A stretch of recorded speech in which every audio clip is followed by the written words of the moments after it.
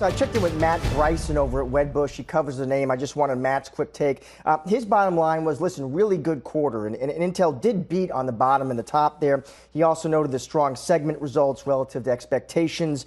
Solid revenue guidance, but Bryson noting operating margin guidance really weak in his words. We have to wait to hear on the call what they say about that. What does CEO Bob Swan, how does he explain that disappointment? As for the segments, DCG, those pricier chips for servers, $7 billion in the quarter. That was better than expected. Some had bet we know that as more people work, learn, and play from home, that should drive greater cloud demand. Good news for Intel. There was the CCG segment. Remember, that includes chips for PCs.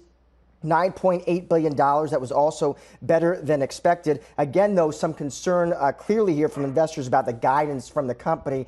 Tomorrow, by the way, our own John Ford is going to talk to CEO Bob Swan on Squawk Alley, so tune in for that. I'm sure John will have a lot of good questions about the quarter, including other topics as well. Melissa, back to you. Nothing yet on CapEx, Josh, and its plan for the year?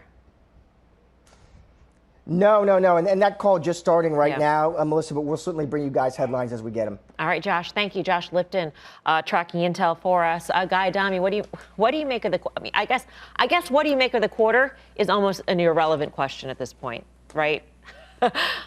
No, but you always ask fantastic questions, so I'm not going to say it's irrelevant, although in this case it is irrelevant.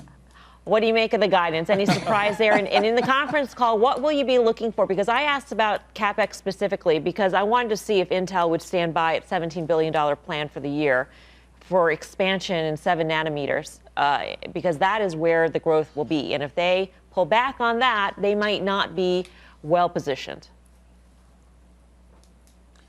My questions would be, what happened to margins? And that's something that I thought prior to Josh saying it, so that's number one. Number two, I think they said they're pulling the stock repurchase plan. I'd be interested as to know the reason being behind that. Obviously, I guess lack of clarity for the rest of the year is part of it.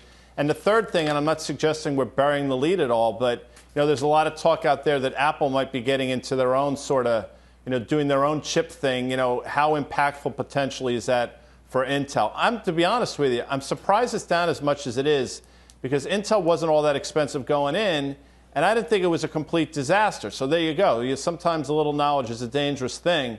My inclination is this weakness is a chance to get this at a very reasonable price. I thought it was reasonable 8% ago, though, Mel. Tim? Well, you have a case where, first of all, the exposure that they have, they're better than most. They're not immune to what's going on out there, but 80% of their exposure is data center communications. We shouldn't be surprised by a conservative guide. This is a management team that the last 3 quarters has really been overly conservative, arguably, and that has been an opportunity for investors. So remember that. And I hear what you're saying, Guy, but the stock rallied, really outperformed going into this number, and it's outperformed its peer group. It's up, roughly 10% to the SOX year to date. Shouldn't surprise you on a pullback. I think it's an important time.